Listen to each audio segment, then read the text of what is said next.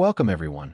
This is my very first video on this channel, and I'm glad you're here. If you enjoy storytelling content, make sure to subscribe and support the channel with a like. Your feedback in the comments will help me improve and grow. Now, without any delay, let's begin the story.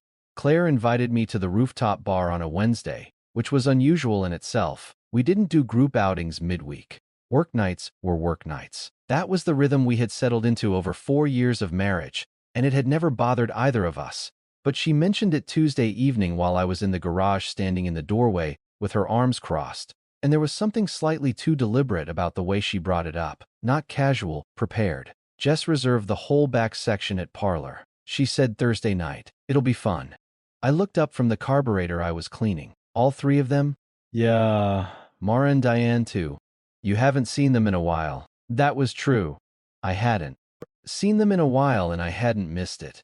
The three of them together had a particular energy, an eagerness for drama that passed itself off as loyalty.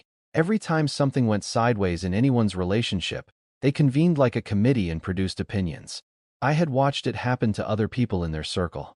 I had always assumed Claire kept enough distance from that particular dynamic to stay out of it. Sure, I said. Thursday works. She nodded and went back inside.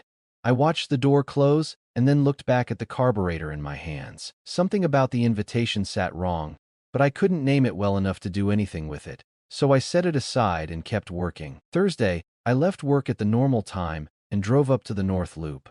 Parlor's rooftop was already busy when I got there. It was a warm evening for that time of year, the kind that pulls everyone outside before the season turns. I found the back section easily. Claire's car was already in the lot. When I pulled in, she was already there with Jess, Mara, and Diane. And the four of them were arranged around a high top in a way that felt settled, like they'd been there long enough to stop talking about anything they didn't want me to hear. I said, "Hello," ordered a drink, pulled a stool up to the table. The conversation was surface level from the start. Work, weekend plans, a renovation Mara was doing on her kitchen, something Diane was having done to hers too. Nothing unusual in the content, but I kept noticing the way the three friends were positioned around Claire. Not facing me, not really, more like flanking her. And every few minutes, one of them would glance at her with a specific kind of attention. Not checking whether she was okay, more like checking whether she was prepared. Claire was laughing at the right moments and asking the right questions, but she wasn't quite present. Her eyes moved around the table without settling. She ordered a second drink before she'd finished her first. When I placed my hand on her arm to ask if she wanted to move somewhere quieter, the rooftop was getting loud. She tensed slightly before she relaxed. I let it go, picked up my drink, and listened to Diane talk about her kitchen tiles. About 40 minutes in, the table went quiet in a way that wasn't natural. The conversation had been moving, and then it just stopped, the way a room goes still before something happens. Jess and Mara and Diane all settled back almost simultaneously, the way people do when they are waiting rather than participating. Claire set down her glass. She turned to face me directly, and I saw it in her expression before she said a word. That look of someone who has rehearsed something and is now executing it. Concentrated, slightly too still. "I think we're done," she said, "right here, right now. I need you to know that." The rooftop noise continued around us. Music, other conversations, the low hum of the city below. At our table, nobody moved. I looked. I looked at the three friends behind her, and I saw exactly what I anticipated seeing. Three women leaning forward a fraction of an inch, watching my face, waiting. This was the moment. This was what the whole evening had been arranged around. I nodded. "If that's what you want," I said. Jess blinked. Mara's expression shifted. Diane looked at Claire, then back at me. Claire was still watching my face, and I could see her trying to read it, looking for the crack, the protest, the emotion that was supposed to break through. There wasn't one. I picked up my glass, finished what was in it, and set it back on the table. Then I looked at Claire one more time. "Enjoy the rest of your night," I said. "I'll head out." I stood, buttoned my jacket, and walked back through the rooftop toward the stairs. Nobody called after me. By the time I reached the street, I could still feel the shape of the silence I had left behind, the particular silence of an audience that came expecting a performance, and got nothing. I walked to my car in the parking structure on the next block, and sat in it for a few minutes without starting the engine. I thought about what I had just witnessed, the positioned friends, the rehearsed expression, the timing. None of it was spontaneous. Claire didn't arrive at "we're done right here, right now" on her own on a Thursday night after a second drink. She hadn't improvised. Those words had been chosen for her, or with her, and the setting had been selected too. Public, witnessed, designed to maximize pressure. I wasn't angry. That surprised me a little. What I felt was closer to a kind of exhausted recognition, like seeing the answer to a question I hadn't known I was asking. I started the car and drove home. The house was quiet when I got back. I changed out of my work clothes, pulled on an old sweatshirt, and went to the garage. The motorcycle frame was where I'd left it, a 1974 CB550 that had been in pieces when I bought it 18 months ago, and was slowly becoming something again. I sat down on the stool in front of it and got to work. I wasn't thinking about what to do exactly. The work had its own logic, and I let it run. Hands on metal, the smell of oil and solvent, the specific quiet of a garage at night when the rest of the house is empty. What I arrived at somewhere in the middle of the second hour was simple. Claire had delivered a breakup in front of 3 witnesses who had clearly helped her construct it. Whatever her reasons, whether she meant it, whether she had been persuaded into it, whether this was some kind of test she'd been convinced to run, the words themselves were real. She had said them publicly, deliberately in front of people she chose to have there. So I was going to treat them as real, not out of spite, not to punish her. Just because a man who chases after someone who has publicly announced she is finished with him isn't a man who respects himself. And I had no interest in becoming that man. If Claire wanted out of the marriage, she could have it. If she didn't, if this was something else, something her friends had pushed her into, then she was going to have to find her way back to that on her own. I wasn't going to hand her a rope by panicking. I covered the frame, turned off the garage light, and went to bed. Not our bed. I took the spare room, not as a statement, just as the logical thing a separated person does. I wasn't going to perform normality any more than I was going to perform grief. She came home sometime after midnight.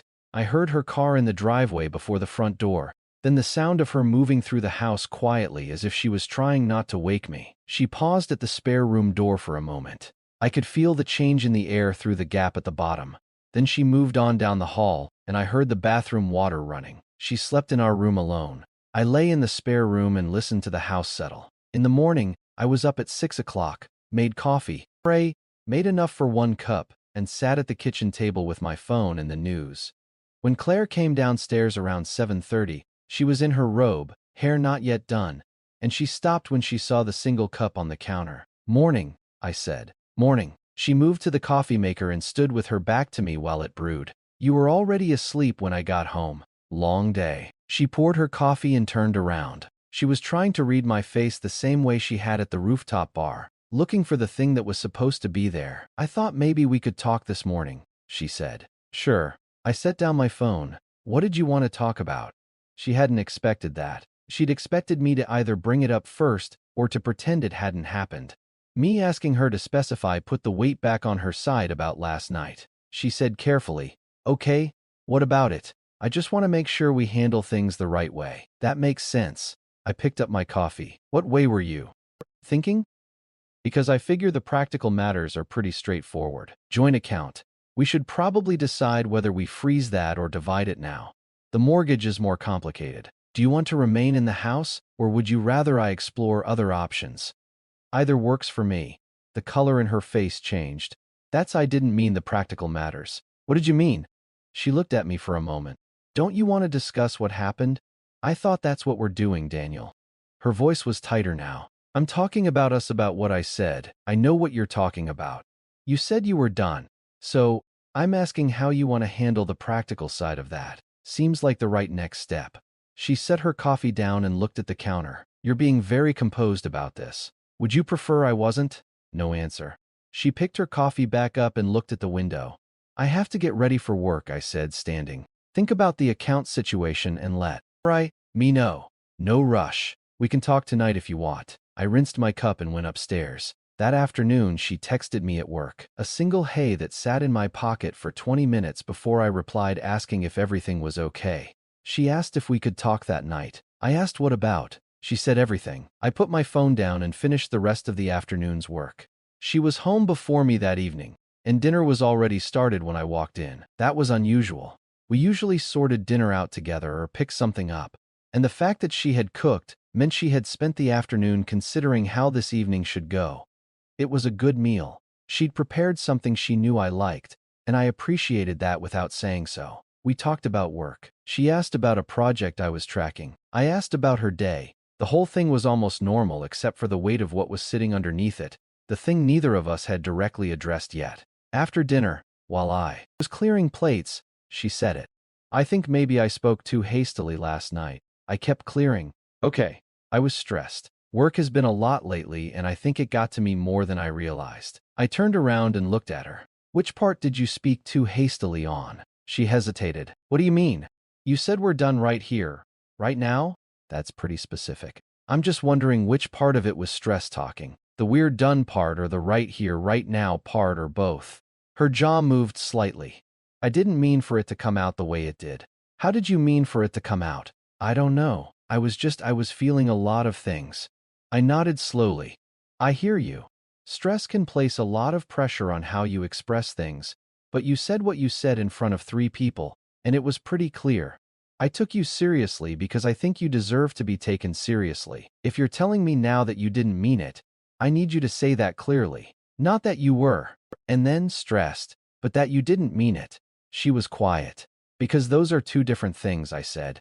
And they lead to 2 different conversations. She looked at me and I watched her calculate whether she could say it cleanly. Whether she could just claim the whole thing as an emotional mistake and step back over the line. But something held her back, and I had a pretty good idea what it was. You can't fully disown a statement you delivered that deliberately without explaining what it actually was. I think I just need a little time, she finally said. That's fine. Take the time you need. I went to the living room and read for the rest of the evening. She stayed in the kitchen for a while, and then came and sat on the other end of the couch without saying anything. Her phone was in her hand and she kept glancing at it. Jess or Mara or Diane, probably asking for a progress report. Whatever they told her to do next, I'd find out soon enough. The calls and texts continued over the next 2 days. In a pattern I had already mapped out in my head, she tried the emotional approach first. Told me on Friday evening that she still loved me, that she wasn't sure what had come over her, that none of this was what she wanted. I listened without interrupting. When she finished, I said that I was glad to hear she still loved me, and that I believed her, but that love and certainty weren't the same thing. She had told me clearly that she was done. Before I could respond to what she was saying now, I needed to understand whether she was formally withdrawing that statement or saying something different. She couldn't answer that cleanly. Every angle that would have let her walk it back required her to explain the original statement, and that explanation wasn't available to her. She tried tenderness next. On Saturday morning, she came up behind me while I was making breakfast and put her arms around me from behind, her chin on my shoulder. I didn't move away, but I didn't lean into it either. What are you thinking? She asked. That we should probably figure out what we're doing. I said one way or the other. She let go and stepped back. Sunday, she suggested dinner. Just the 2 of us, somewhere we could actually talk. I said that was fine and took her to a place on Hennepin in Uptown, a diner we'd been to plenty of times. Nothing charged about it. Good coffee and enough ambient noise that the conversation wouldn't feel like it was under a spotlight. We sat across from each other in a corner booth, and she ordered tea and I ordered coffee, and we looked at each other. I want to fix this, she said. What specifically do you want to fix? She looked frustrated. Us. Whatever is broken between us. I'm trying to understand what you think is broken because from where I'm sitting, the thing that happened is that you told me our marriage was over. Now you're saying you want to fix things. Those are 2 different positions, and I need to know which one is actually yours. I made a mistake. Maybe, but you haven't told me what the mistake was. Was the mistake saying it at all, or was it the setting or the timing? Help me understand because I want to get this right. She pressed her fingers against her temple. You're making this very difficult. I'm asking you to be clear about what you want. That seems reasonable. I want us to return to normal. We can't go back, I said, without any heat in it. That's not how it works. We can only move forward. And moving forward means deciding what this is, whether we're separated and figuring out the practical side of that, or whether you're telling me that what you said Thursday night wasn't real. One or the other. I'm not going to remain in the middle. She looked at her tea. The diner moved around us. A family a few tables over, a couple at the counter, the low sound of the kitchen. I need a little more time, she said again. Okay, I said. Take it. We drove home mostly in silence. I didn't push. She had somewhere to be internally, and she hadn't gotten there yet. I was going to let the process run. Monday evening, she came home later than usual. I heard her car in the driveway, and then a pause before she came inside long enough that she was probably sitting in the car finishing a call. When she walked in, she had the expression of someone who had just received directions. She sat across from me at the kitchen table and folded her hands. I've been doing some thinking, she said. During this time apart, I think I've been feeling things I haven't been honest about. I put down the report I was reading. What kind of things? I've been spending more time with someone from work, a colleague. She met my eyes carefully. I think it's made me realize some things about what I want. The room was quiet. She was watching my face with the same focused attention she'd had at the rooftop bar, waiting for the response that would finally produce what she and her friends were seeking. I considered it for a moment. Let the silence sit. I'm glad you're figuring out what you want, I said. That's important. I hope whoever it is treats you well. She stared at me. Does this alter your timeline at all? I continued. On the separation side of things, I mean, because if you've got other considerations now, it might make sense to move on the practical matters sooner rather than later. I can speak to someone this week if that's helpful. You're asking about the paperwork, she said slowly. I'm asking if the timeline changed. That's all I just told you. I've been growing closer to someone else. I heard you. I picked up the report again and I said, I hope it works out. Do you need anything else from me tonight or should we talk more in the morning? She pushed back her chair and left the room. I set the report down and looked at the table for a while. What she had just told me was not true. The fictional colleague was the next card in the hand her friends had dealt her. The escalation prescribed when everything else failed. It was a bluff, and she was surprised I hadn't challenged it, which meant she was also surprised I hadn't surrendered. Every day she spent compounding the original lie was a day she'd have to account for later, and she was going to have to account for it. 2 nights later, she found me in the garage. I had the tank off the frame and was working on a dent that had been bothering me for weeks. She came in and stood near the door, not quite coming all the way in, watching me work. I need to know something, she said. I kept working. What's that? Why aren't you fighting for this? I set down the mallet I was using and turned to look at her. What would you like me to fight for? I asked. For us. Her voice had lost the rehearsed quality it had carried for the past week. She just sounded exhausted. For our marriage, for me, any of it. You told me you were done. Then you told me you were developing feelings for someone else. You've been requesting time and space every time I try to nail anything down. I leaned back against the workbench. What exactly would fighting look like from your perspective? What is it you're waiting for me to do? She didn't have an answer prepared. Because if you mean you want me to beg, I said that's not going to happen. Not because I don't care about this marriage, but because begging a person who told you she was done isn't devotion. It's just panic. And I'm not going to perform panic for an audience. Something shifted in her face when I said that. A small, specific thing. I noted it away. I'm not asking you to perform anything, she said quietly. Then tell me what you're asking for. She looked at the motorcycle frame for a long moment. Then she looked back at me. I don't know anymore, she said. Okay. I picked the mallet back up. When you figure it out, I'm here. She stood there another minute and then went back inside. I listened to the door close, the thing that had shifted in her face. I had seen it before in other situations. It was the look of someone who has heard something that doesn't fit the story they've been operating inside of, and who doesn't quite know what to do with that. I kept working and let it sit. It was a Saturday morning, 9 days after the rooftop bar when it came apart. I was at the kitchen table with coffee and my tablet when she came downstairs. She had clearly not slept well. She poured coffee, stood at the counter for a moment, and then turned around with an expression that told me the script was gone. Stop, she said. Just stop this whole thing. Stop what? This? She gestured at me at the kitchen at the whole week. This calm, this cooperative, agreeable, nothing bothers me routine. You've been doing it for over a week, and I can't take it anymore. I looked at her. You told me you wanted to end our marriage. I've been respecting that. No, you haven't.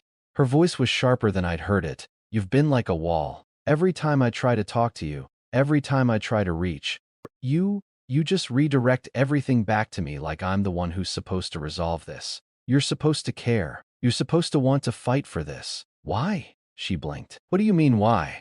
Why am I supposed to fight for a marriage that my wife announced she was ending in front of 3 witnesses? Walk me through the logic. Because you love me, she said, and her voice cracked slightly on the last word. I set down my tablet. I looked at her for a moment, and then I said the thing I had been carrying since I sat in my car in the North Loop parking garage 9 days ago. I knew, I said. She went very still. I arrived early that night before you expected me. Your table was in the back, but you weren't seated yet. You were standing near the stairs, the 4 of you, and I heard the end of whatever you were working out. I kept my voice level. I heard enough, the setup, what you were going to say, what reaction you were supposed to get. I knew before you sat down. I knew when you looked at me and delivered those lines. I have known every day since then. The color left her face in a way that reminded me of water draining. She stopped. I didn't say anything because I wanted to understand something, not whether you love me. I already knew that.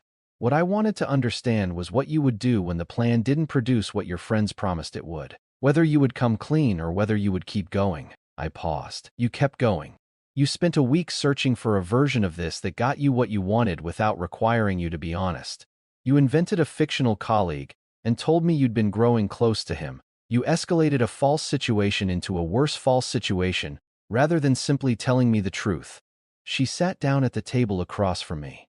Her hands were flat on the surface. That's what I'd been sitting with, I said. Not the original thing. Not the fact that your friends talked you into a foolish plan, but that when it didn't work, your instinct was to keep lying for 9 days. I didn't know how to get out of it, she said. Her voice was very small. You could have said that. You could have said, I made a mistake. I was persuaded into something. I'm sorry. At any point I was embarrassed. I know you were. I looked at her hands on the table. But embarrassment and every day of sustained deception aren't the same thing. And the thing that worries me isn't the original plan. It's how far you went to protect it. She was looking at the table. After a while, she looked up. I'm sorry, she said. I know that's not enough, but I'm genuinely sorry. I know you are. What happens now? I picked up my coffee outside. The neighborhood was starting up. A lawnmower a few houses down. A car backing out somewhere. Ordinary Saturday sounds. Now we determine if there's something real to build from here. I said, but I need you to understand something first. The problem isn't your friends, even though they gave you terrible advice. The problem is that you accepted it. You made the choice every day that week. That's the thing that has to be different. She nodded. So, I need you to hear what I'm about to say, and not just agree with it. I need you to actually decide. Tell me. Tonight there's a gathering at Greg and Linda's. Jess, Mara, and Diane will be there. I watched her face. I think we should go. Her eyes widened slightly. Daniel, I'm not going to create a scene, but those 3 people helped engineer something that put our marriage through 9 days of unnecessary damage, and they're going to walk into that party tonight expecting it to have succeeded exactly the way they planned. I think it's worth going. She looked at her coffee for a long moment. Okay, she said finally. Greg and Linda's place was in Kenwood, a spacious house for a gathering of maybe 30 people, warm and loud by the time we got there. I recognized most of the people in the room, at least by face. Claire stayed close to me in the first 20 minutes, which was different from her usual pattern at parties.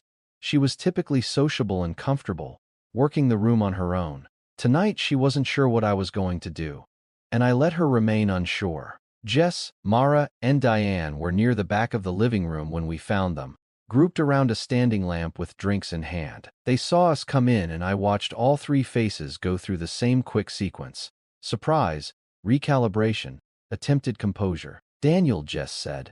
Hey, we weren't sure you'd be here. We almost didn't make it, I said pleasantly. Good turnout. The conversation moved to the usual surface things, the house, the food, someone's recent trip. I participated normally. I asked Mara about her kitchen renovation. I asked Diane how hers was coming along. Claire stood beside me and said very little. About 30 minutes in, the group had naturally expanded. Greg had joined us and Linda and 2 other couples I knew, and the conversation had shifted and opened. Party conversation does. There was a moment of general laughter about something, and then a brief natural pause, and I took it. Actually, I said this is probably a good group to mention this to since most of you know us. I said it conversationally, the way you introduce a story that is already over. We had an interesting week. Greg looked at me. Yeah. What happened? Claire and I had a bit of a situation. I glanced at her, and she was watching me with an expression that was not quite dread, more like someone who has agreed to something and is now watching it unfold. She came out to the North Loop last Thursday, with these three and in front of the table, told me our marriage was done. The room shifted. A few people looked at Claire. A few looked at Jess and I said, "If that's what you want." And I went home. Seriously, Linda said. Seriously. And then what followed was a week in which I treated the situation exactly as stated, started thinking through the practical separation. Questions, giving her the space she'd requested. All of it. I kept my tone easy, during which time Claire tried several approaches to walk it back without actually explaining what had happened, including telling me she'd been growing close to a colleague. The room was very quiet now. Mara had gone still with her drink halfway to her mouth. "The thing is," I said, "I arrived at the bar early that night. I heard the plan before it unfolded. I knew the whole time." "You knew," Greg said, "the whole week." I was curious what would happen when the plan didn't produce the result they had guaranteed her. I looked at Jess, then Mara, then Diane without any particular weight in it, just acknowledgement. Now I know Jess found her voice. "We were trying to help her. She deserved to know where she stood with you." "Sure," I nodded. "And where does a person stand when their partner spends a week deceiving them and inventing a fictional affair rather than simply admitting they made a mistake?" Nobody had an answer for that. "I'm not bitter toward anyone in this room," I said. "This is just the account of our week. I thought it was worth sharing." I picked up my drink. "Who wants to talk about something else?" The conversation restarted slowly. People moved, reformed into smaller clusters. I talked to Greg about a game he'd been to, talked to Linda about the house. Jess and Mara and Diane were quieter than they had been. A few people who had been in earshot drifted past them without stopping. On the way home, Claire sat in the passenger seat and looked out the window. "You were very measured in there," she said. Finally, I said, "What happened?" "That's all." "You knew they'd all respond that way." "I knew people are reasonable when they have the full picture." She was quiet for another block. "I'm not defending what they did," she said. "But they're going to be furious at me after tonight. They're going to say I made them look bad, probably. And you knew that would happen." "Claire," I kept my eyes on the road. "Those three people helped you arrange something that put both of us through a week of something real and unnecessary. They coached you. They pushed you to escalate. And when it didn't work, they told you to fabricate a situation with a fictional man to try to provoke a response. And tonight, when someone simply described what happened factually in a room full of mutual friends, their first instinct was to defend the premise, not to acknowledge they'd guided you wrong." I paused. "What does that tell you about how much they were ever genuinely looking out for you?" She didn't answer, but she kept looking out the window, and the expression on her face was the look of someone doing arithmetic. We sat down at the kitchen table when we got home. The way we had when things were serious before, decisions about the house, the time her father was ill. It carried that weight. "Tell me what you want to happen," she said. "I want to tell you what I need," I said. "And then I want you to decide what you want to do with that. Not tonight, not in the next 5 minutes. Actually decide." She nodded. "The friendships with those three are finished. Not a cooling off period, not a gradual fade. Finished. That's the first thing." She held my gaze. "Okay, not because I'm penalizing you or because I resent them, but because the version of you that was around them believed that staging a public breakup and deceiving her husband for a week was a reasonable thing to do. And I can't be in a marriage where that version of you has easy access to people who will encourage it. I understand. Second, we're going to counseling. Real counseling. Not a few sessions to check a box. Because there's something we need to understand together. Why a conversation with me felt less possible than a performance in front of an audience. I want to know what that was about. I think you do too." She looked at the table. "Yeah," she said quietly. "I do." Third, you rebuild this with your behavior, not with promises or with one good month. With actual consistent behavior over actual time. I'm not going to tell you how long because I don't know yet. It'll take as long as it takes. The kitchen was quiet. The refrigerator hummed. Outside, the neighborhood had gone fully dark and still. "I choose you," she said. "I choose this marriage. I want you to know that's real, and not just something I'm saying because you've outlined conditions. I believe you mean it tonight." I said whether you mean it in 6 months is what matters. She looked at me for a long moment. "When do you want me to make the calls?" "When you're ready." "This week," she nodded. We sat there for a while longer without talking, and it wasn't an uncomfortable silence. It was the silence of two people who have spoken the real things and are now simply sitting with them. Eventually she stood, touched my shoulder as she passed, and went upstairs. I sat at the table a while longer with my coffee going cold. She made the calls on Tuesday, all three of them, from the kitchen while I sat in the living room and read. I didn't ask for details afterward. She came in, sat down, and told me how each one had gone, and the pattern was what I had expected. Jess said she had been trying to help, and couldn't believe Claire was choosing a man over their friendship. Mara was cool and brief, and said she hoped Claire understood what she was doing. Diane cried, and made it about herself for most of the call. Not one of them said that what they had encouraged her to do was wrong, or that they regretted the position they had placed her in. Claire told me all of this in a flat, even voice, and I could see her measuring it as she talked, noting the shape of each response. What it revealed about how much any of those women had genuinely been on her side. "Okay," I said when she'd finished. "Okay," she said. We attended our first counseling session the following week. The therapist was a quiet, direct woman who asked thoughtful questions and didn't rush anything. It was uncomfortable in the way that useful things are uncomfortable. We returned the week after that, and the week after that. 3 weeks after the dinner at Greg and Linda's, Mara texted Claire. I knew about it because Claire showed me the message before she did anything with it. The text described the party as a misunderstanding, characterized what I had said as a public attack, and suggested that if Claire really reflected on it, she'd recognize that Mara and the others had always had her best interests at heart, and that Daniel had simply cast them as the villain in a story he chose to tell. Claire read it twice. Then she looked up at me. "What do you think?" she asked. She considered it for a moment. Someone whose first move is to reframe themselves as the victim probably hasn't learned anything. Probably not. She blocked the number, put her phone down, picked up the book she'd been reading. I returned to the report on my desk. Months passed. The motorcycle was completed in late spring. I rolled it out of the garage on a Saturday morning, and it ran the way it was supposed to. Claire came out in a jacket and watched me take it around the block. She had started spending time in the garage occasionally, while I worked, not talking, not doing anything in particular, just sitting on the old stool with her coffee while I worked. It had become a thing between us without either of us deciding to make it one. The counseling continued. We went every 2 weeks now instead of every week, which the therapist said was a sign of progress, and which I took to mean we had done enough of the difficult excavation that we were now in a more ordinary phase of the work. It wasn't comfortable exactly, but it was grounded. We understood things about each other now that we hadn't before. Some of those things had been easier not to know. Most of them were better to know. The marriage was different than it had been before the rooftop bar. Quieter in some ways, more thoughtful, but not in a damaged way. Careful the way something is careful when it has been made right. We communicated more directly than we used to. When something was troubling one of us, it came up faster before it had time to sit and ferment and turn into the kind of pressure that makes people reach for the wrong tools. She had not replaced the 3 friendships with equivalent ones. She had other people, work friends, a woman from the counseling center's couples group, but nothing like the deep entangled closeness that had made Jess and Mara and Diane's opinions feel like truth. Those friendships had functioned not as support, but as a kind of audience. Women who measured Claire's marriage the way they'd measure a story, looking for drama, and who had coached her to manufacture the very thing they were most eager to witness. What she had now instead was quieter, more her own. I thought about the rooftop bar sometimes, the sound of the city below, the warm evening, the way she had turned to face me with that rehearsed expression, what I had felt in the car afterward.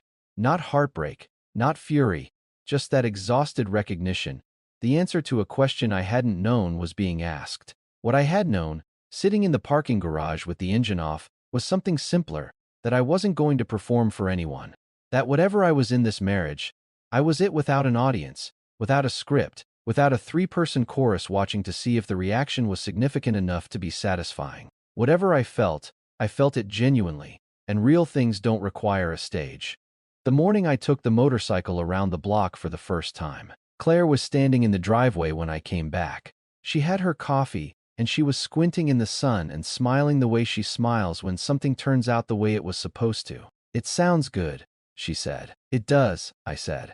She handed me my coffee. I accepted it, and we stood there in the driveway for a while, not doing anything in particular. Trying just present in a Saturday morning that didn't require anything from either of us except to be in it. That was enough. It turned out that there was quite a lot. And here's what you should actually take away from this. Let's talk about what Jess, Mara, and Diane actually did. They didn't just give poor advice. They coached a woman to publicly humiliate her husband, told her to document his reaction for entertainment, and when their scheme backfired, pushed her to fabricate a fictional affair to escalate. These aren't friends. These are people who crave drama so badly they were willing to use someone else's marriage as raw material. The real question Claire had to answer wasn't whether Daniel loved her. It was whether she wanted a marriage or an audience. The lesson: the people cheering loudest for your relationship tests are usually the ones least invested in your relationship surviving them. Have you ever had a friend who gave advice that was really just about their own entertainment?